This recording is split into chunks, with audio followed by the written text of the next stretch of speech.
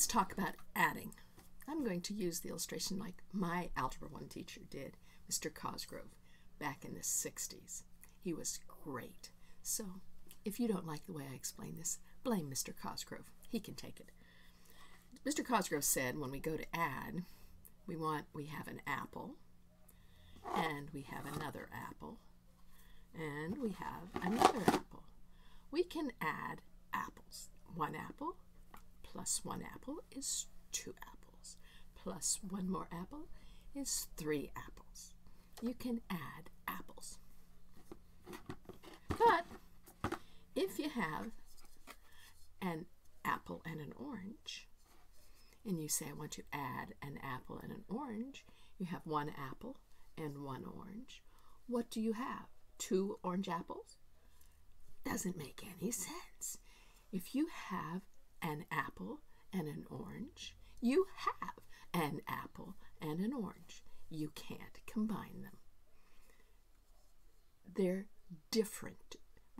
In math, we call that different terms. You can only add things that are alike, and you can accumulate them. You can add puppies. You can count how many puppies you have in your house. You can count how many cats you have in your house.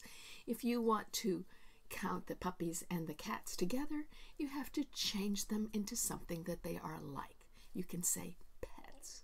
You can say I have 2 pets when you have a dog and a cat, but you have to think about them in terms of being called a pet.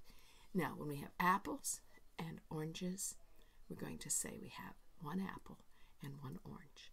We don't change the units or what they are by adding. We can add a pear and get 2 pears because pears are alike. They're the same kind of terms. But if you have 1 pear and 1 pear and 1 orange, you have 2 pears plus 1 orange. You can only add like things. I hope that's clear. Don't try to change things just because we use letters. If you have x added to x, you can say, I have 2 x's. If you have x added to y, you say, I have an x plus a y. That is the answer. So let's think about adding. You can only add like terms. And even if the terms get complicated, you can only add things that are alike. This holds out throughout all of math. You'll have to have this straight in your head. Try to remember it.